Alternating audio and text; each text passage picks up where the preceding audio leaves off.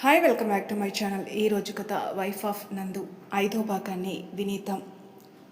నువ్వు చెప్పింది నిజమే కిన్నెరా, కానీ ఆ రోజు మనకు అంతకంటే వేరే ఆప్షన్ లేదు, అవునా? అయినా ఇప్పుడు ఏమైందని నువ్వు ఇంత భయపడుతున్నావు? గిరిజా సంగతి నేను చూసుకుంటాను. ఇంకా 2 నెలల టైం ఉంది. ఇప్పుడే చెప్పి అందరి మనసులు పాడు చేయడం కంటే కొంచెం ఆగి వాళ్ళకి అర్థమయ్యేటట్లు చెప్పడం మంచిది. నువ్వు ఈ గొడవల్లో పడి చదువుని నెగ్లెక్ట్ చేయకు. ఇంట్లో ఉంటే ఏదో ఒకటి ఆలోచించి మనసు పాడు చేసుకుంటావు. నువ్వు రేపటి నుండి అరుణ్ దగ్గరికి వెళ్ళు. నీకు సబ్జెక్ట్ తెలుసుకున్నట్లు ఉంటుంది, నీ మనసు కూడా కుదురుగా ఉంటుంది అన్నాడు నందు. కిన్నెర అతనికి సమాధానం చెప్పకుండా ఏదో ఆలోచిస్తుంది. ఇక ఆలోచించింది చాలు, పడుకో, మళ్ళీ ఉదయాన్నే లేవాలిగా అన్నాడు నందు. నేను మీ అంత కూల్గా ఉండలేకపోతున్నాను నందు గారు. జరగబోయేది తలుచుకుంటేనే నాకు ఏదోలా ఉంది అంది కిన్నెర. కిన్నెర, నువ్వేనా ఇలా మాట్లాడేది? నేను మొదట చూసిన కిన్నెరలా లేవు ఇప్పుడు. అప్పుడు ఎంత ధైర్యంగా తెలివిగా ఉండేదానివి. ఇప్పుడు నీకేమైంది? ఆ ధైర్యం అంతా ఇంత పిరికిగా మాట్లాడుతున్నావు. నాకు నువ్వు ఇలా మాట్లాడడం అస్సలు నచ్చలేదు అన్నాడు నందు. నందు గారు, మీరన్నది నిజమే, కానీ అప్పుడు నేను మన గురించి మాత్రమే ఆలోచించాను.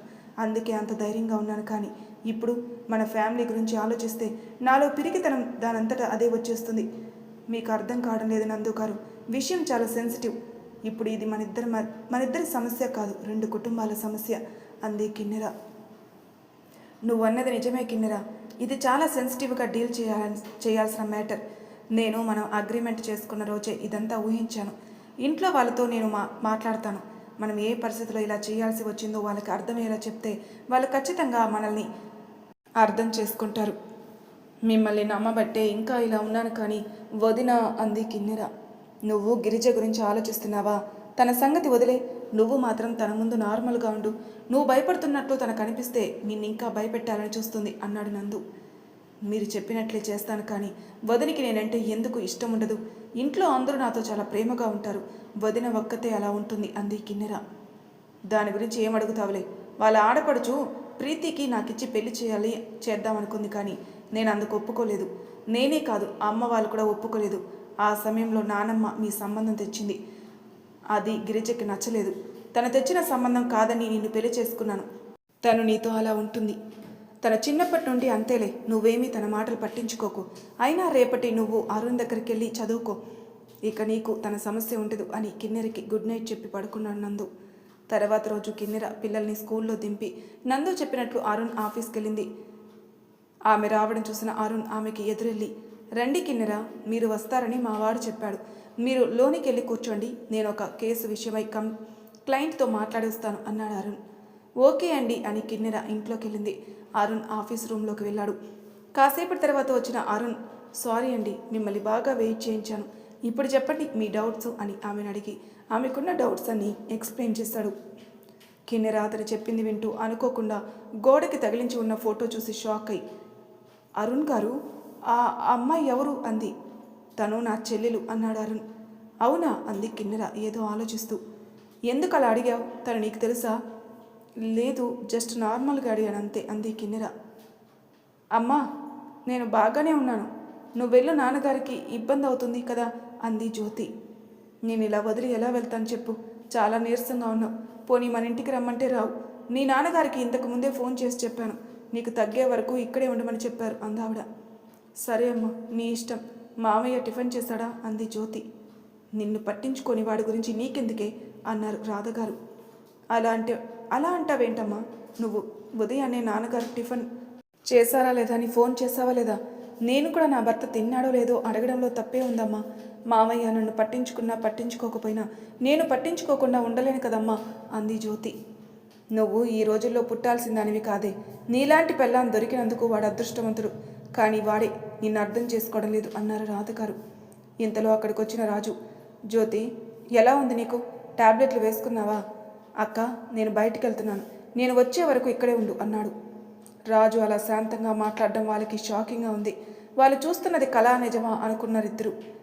ఏంటి అలా చూస్తున్నారు? ఇది కళ కాదు, నిజమే. నాకు టైం లేదు, నేను వెళ్ళొస్తాను అని అక్కడి నుండి వెళ్ళిపోయాడు రాజు. అమ్మా, మామయ్యేనా నన్ను టాబ్లెట్లు వేసుకున్నావా అని అడిగింది అంది జ్యోతి అయోమయంగా. వాడేనే, కానీ ఇంత సడన్గా వాడిలో మార్పు ఎలా వచ్చింది? రాత్రి చిన్నలుడు వీడితో మాట్లాడారు. ఆయనే వీడిలో మార్పుకి కారణం అయ్యుంటారు అన్నారు రాధగారు. ఎలా అయితే ఏం, మామయ్య మారితే చాలు. ఇంతకీ ఇంత హడావిడిగా అడుగుదామనుకున్నాను కానీ ఏమంటాడో అని అడగలేదు అంది జ్యోతి. వచ్చాక వాడే చెప్తాడులే, ముందు నువ్వు టిఫిన్ చేయి, టాబ్లెట్లు వేసుకోవాలి అన్నారు రాధగారు. నందు ఆఫీస్లో వర్క్ చేసుకుంటున్నాడు. సార్, మీకోసం ఎవరో వచ్చారు, అపాయింట్మెంట్ కూడా లేదట, అడిగితే మీకు బంధువులని చెప్తున్నారు అంది అతని పిఏ. రాజు అయ్యుంటాడు అని అనుకుని వెంటనే అతన్ని రమ్మని చెప్పు అన్నాడు నందు.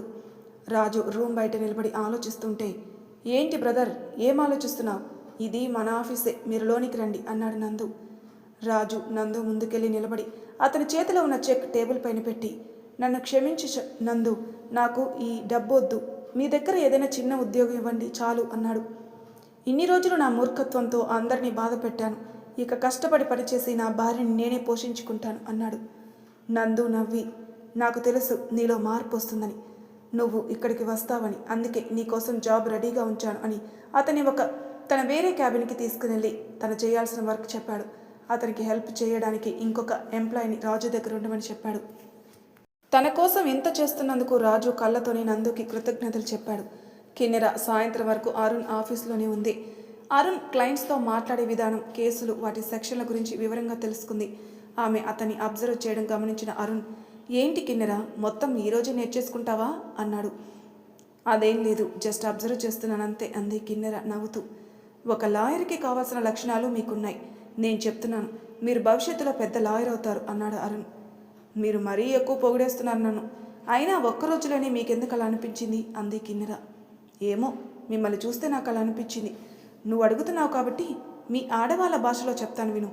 అన్నం ఉడికిందని తెలియాలంటే అన్నమంతా చూడాల్సిన పని లేదు కదా, ఒక మెతుకు చాలు తెలియడానికి. అలానే ఒక్కరోజులోనే నీ టాలెంట్ నాకు తెలిసింది. కావాలంటే కొన్ని రోజులు ఆగాక నేను చెప్పింది నిజమే అని నీకే తెలుస్తుంది, చూస్తూ ఉండు అన్నాడు అరుణ్. ఏదో మీ అభిమానం గురువుగారు అంది కిన్నెర నవ్వుతూ. నందు ఆఫీస్లో తన వర్క్ చేసుకుంటూ మధ్య మధ్యలో రాజుని గమనిస్తూనే ఉన్నాడు. రాజు చాలా సీరియస్గా వర్క్ చేస్తున్నాడు. చెప్పిన వర్క్ చాలా ఫాస్ట్గా నేర్చుకున్నాడు. రాజులో వచ్చిన మార్పుకి నందు చాలా హ్యాపీగా ఫీల్ అయ్యాడు.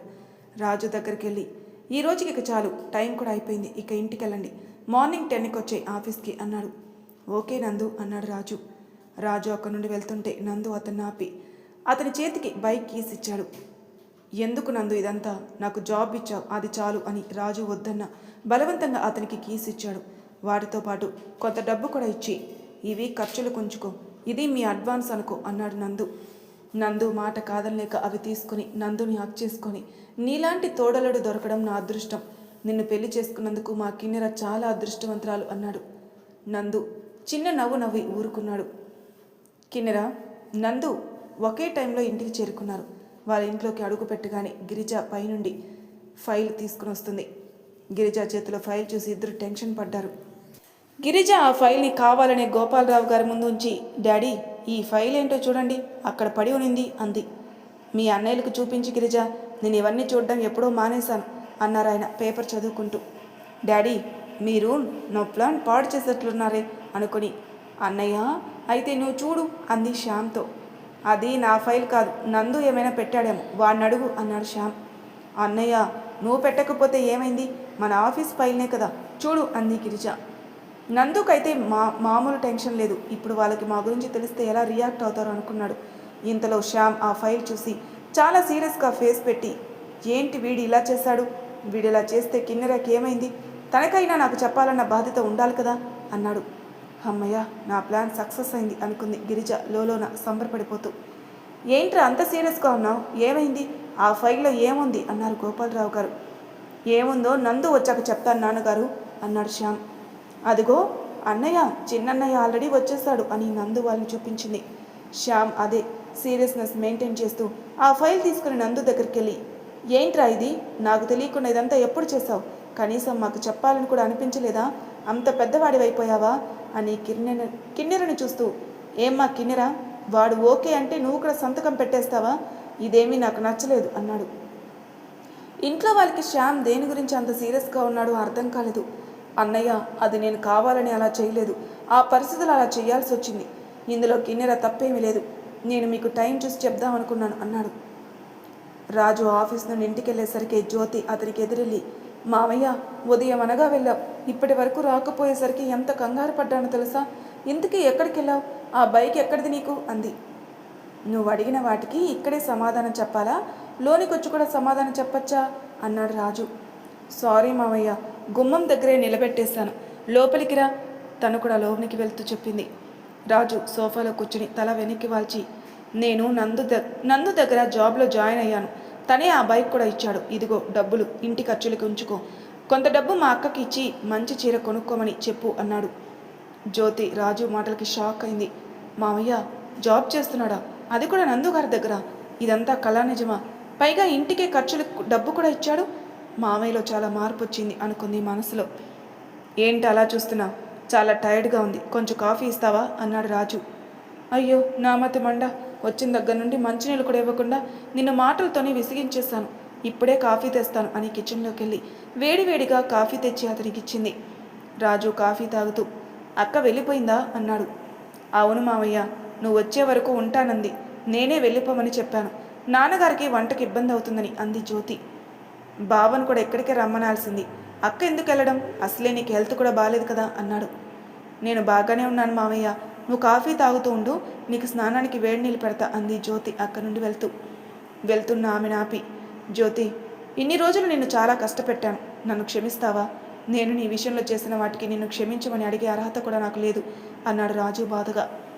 అవేం మాటలు మామయ్య, నేను నిన్ను క్షమించడం ఏంటి, నీ మీద నాకెప్పుడూ కోపం లేదు, కానీ నువ్వు బాధ్యతగా ఉంటూ అందరితోనూ మంచివాడిగా అనిపించుకోవాలని ఉండేది, ఇప్పుడు నీలో వచ్చిన మార్పు చూశాక నా కోరిక తీరుతుందని నాకు తెలుస్తుంది అంది జ్యోతి కన్నీళ్లతో.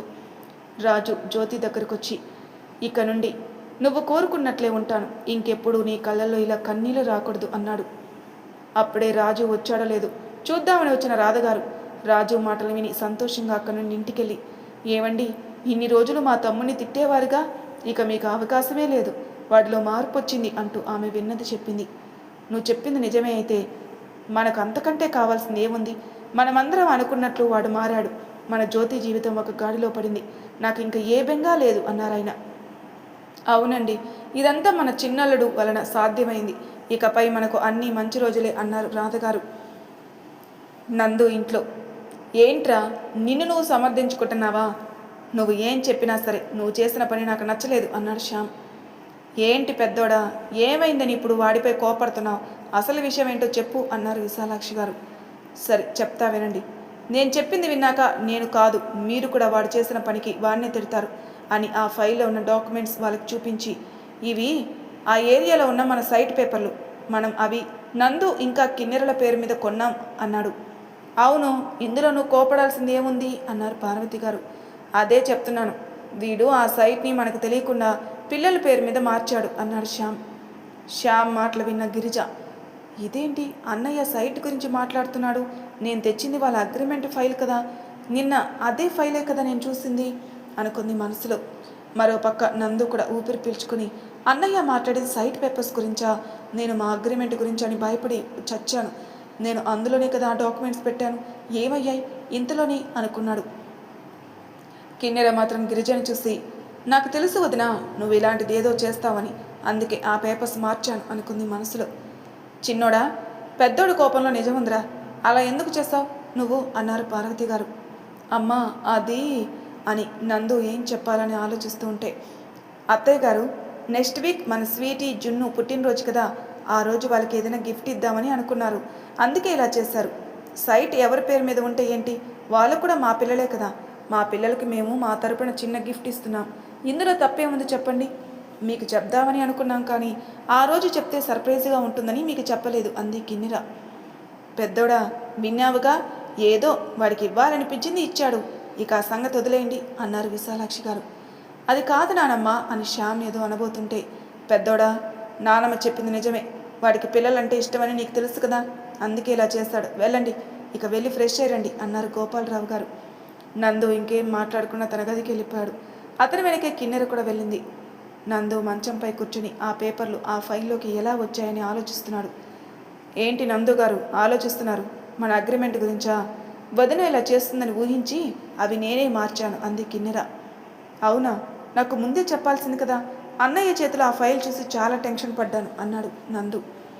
నేను మిమ్మల్ని గమనిస్తూనే ఉన్నాను, కానీ మీకు కూడా సిచ్యువేషన్ అర్థమవుతుందని నేను మీకు చెప్పలేదు, మనకి ఇలా టెన్షన్ పడి సిచ్యువేషన్ రాకుండా ఉండాలంటే ముందు ఇంట్లో వాళ్ళకి నిజం చెప్తే మంచిది. మీరు కూడా ఒకసారి ఆలోచించండి అంది.